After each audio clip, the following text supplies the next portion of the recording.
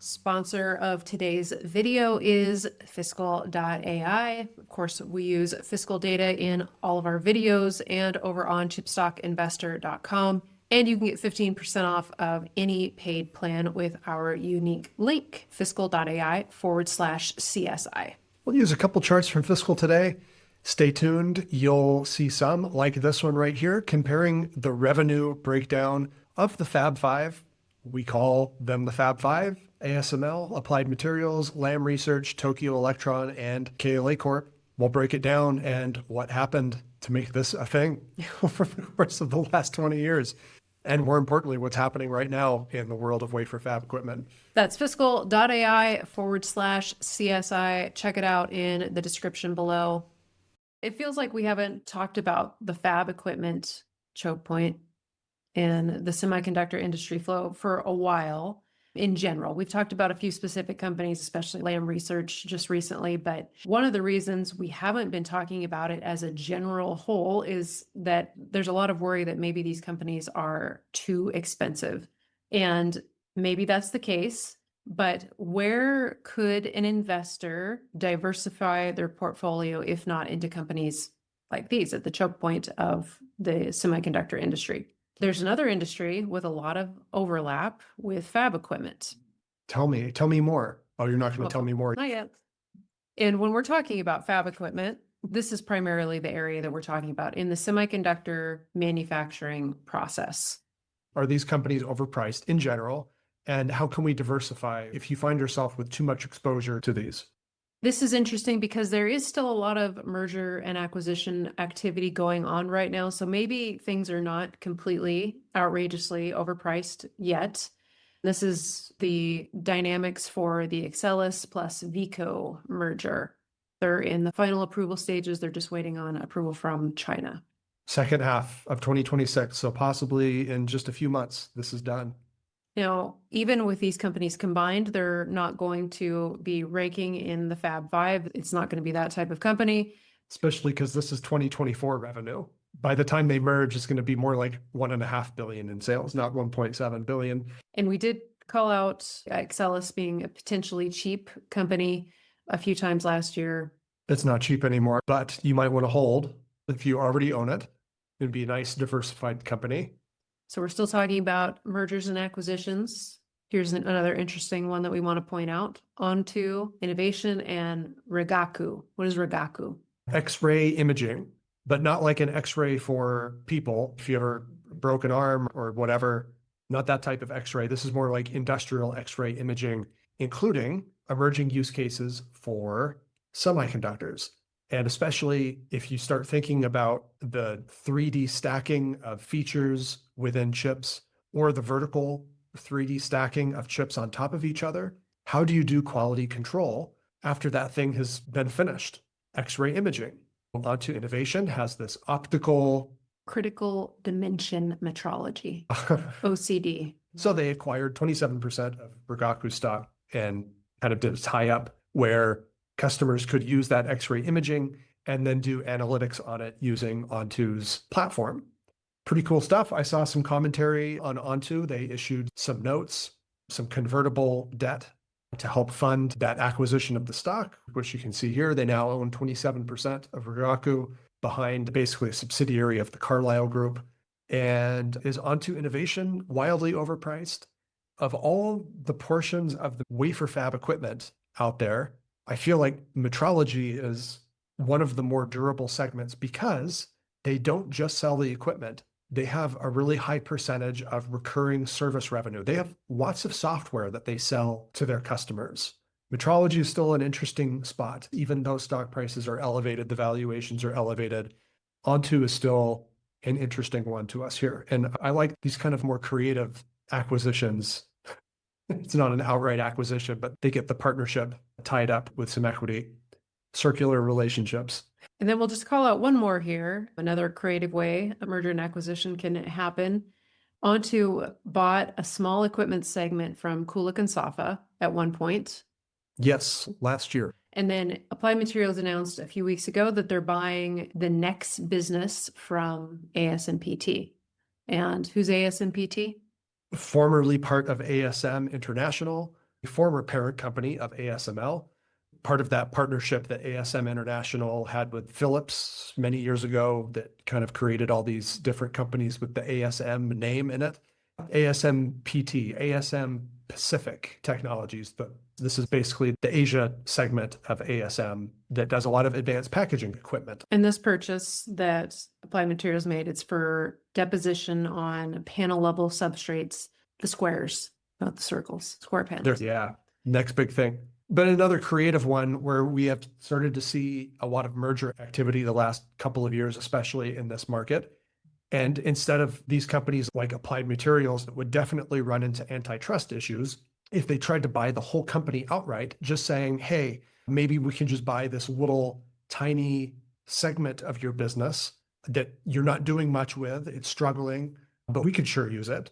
Applied Materials very much into deposition equipment. So, hey, ASMPT, can we take that off your hands?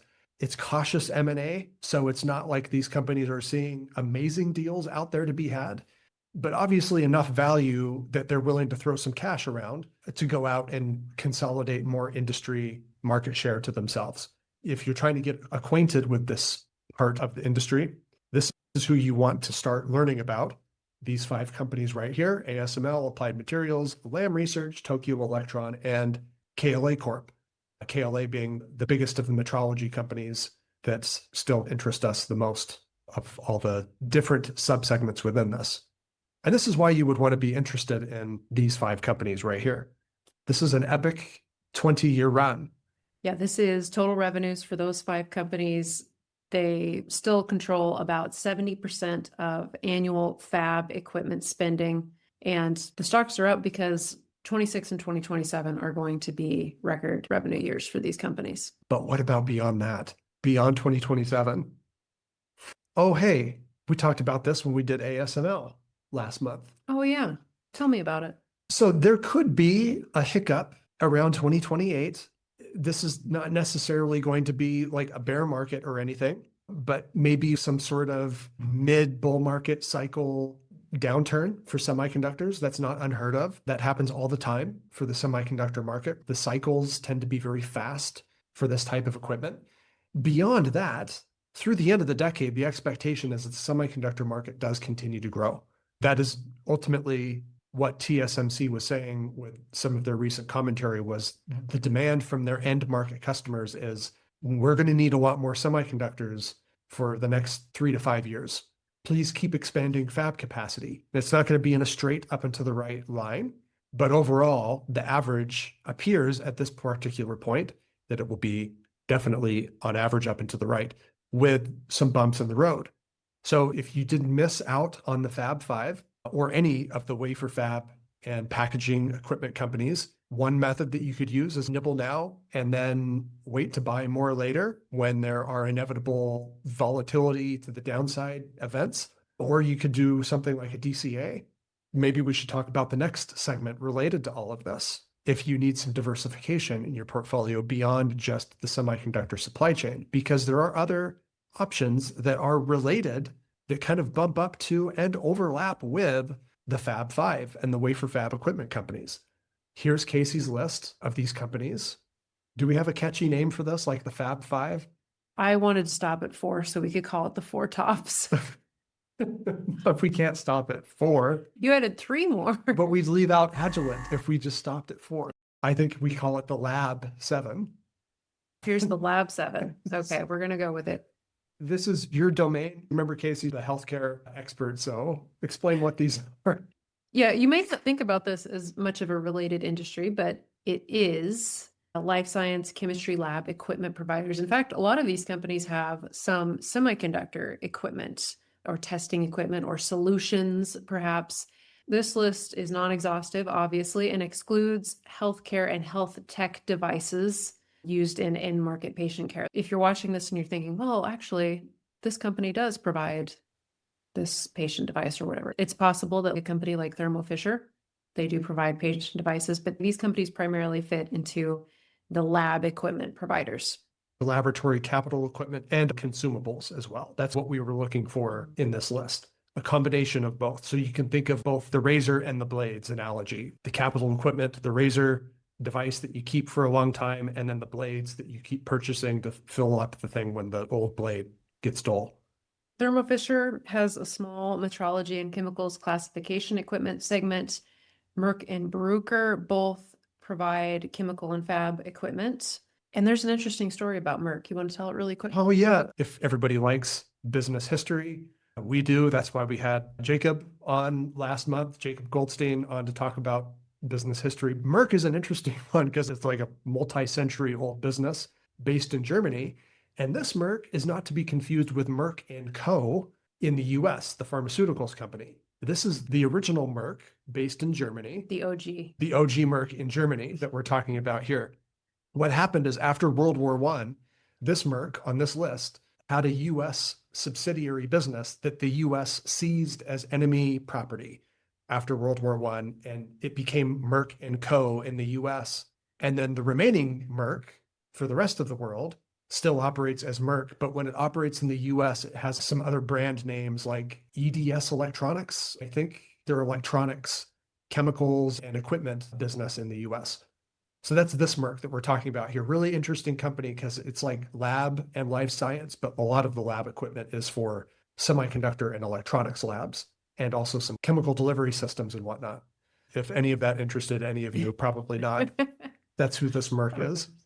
Then we'll point out Agilent. They're a spinoff from HP from 2000, and they spun off Keysight, a metrology company.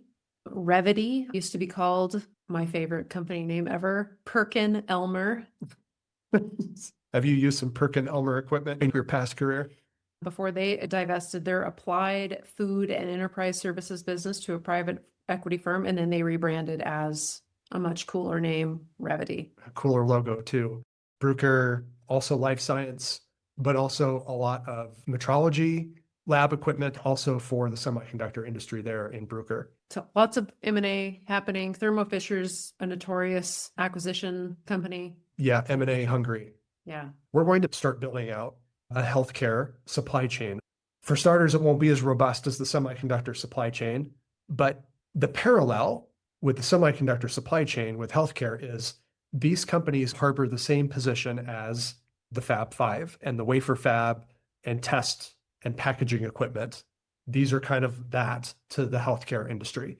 I don't know that they control the same amount and level of IP as the fab equipment because these guys don't really do manufacturing processes. It's more like R&D enablement. So it's not a complete apples to apples comparison, but overall, the parallel is definitely there. It would harbor the same spot in the supply chain. And in the past, there has been a lot of overlap between the two groups of companies, and there still is overlap. We could actually see these companies kind of reconverge as time goes on. Why could life science equipment begin to converge with the wafer fab equipment companies? One big hint, I think, is Onto Innovation. He's doing something like taking an equity stake in Rigaku, an X-ray company, or even like Cadence Design Systems making that OpenEye Scientific acquisition a few years ago for molecular simulation. Here's the Lab 7 by revenue over the last 20 years. For many years, these companies were similar to fab equipment. This chart only goes back to 2007, but there was some steady compounding growth there. But then after the pandemic, they've really struggled and the revenue's fallen or gone flat. And this is why we're looking at these again, because long-term, we think that the semiconductor equipment industry could start to converge in a way with some in this area because of the overlap. Mm-hmm. And you can also see the little tail there at the end where maybe the revenue has troughed and they're starting to get past the boom period of 2021, 2022, and then the subsequent bust. So maybe they're back to normalized growth. Also, these companies, especially Thermo Fisher, they acquire like no one's business. Constantly, every year, there's a multi-billion-dollar acquisition. Another reason why they kind of had this period of boom bust, Thermo Fisher comes to mind specifically because right at the tail end of 2021, like $17 billion acquisition of a peer PDD, I think it was, obviously the wrong time. If you want some diversification in your portfolio because you feel like you're semiconductor heavy, maybe some of the M&A activity makes you a little bit nervous happening in the fab equipment companies, here's the historical precedent for why you might want to at least just be a little bit cautious here and maybe be a bit more diversified in your capital equipment portion of your portfolio. Make sure you check out chipstockinvestor.com and fiscal.ai/CSI. Again, that gets you 15% off any paid plan. And make sure you sub to our channel. We put out great research here on YouTube and over on our website. See you again here soon. But before you go, check out this video right here on ASML.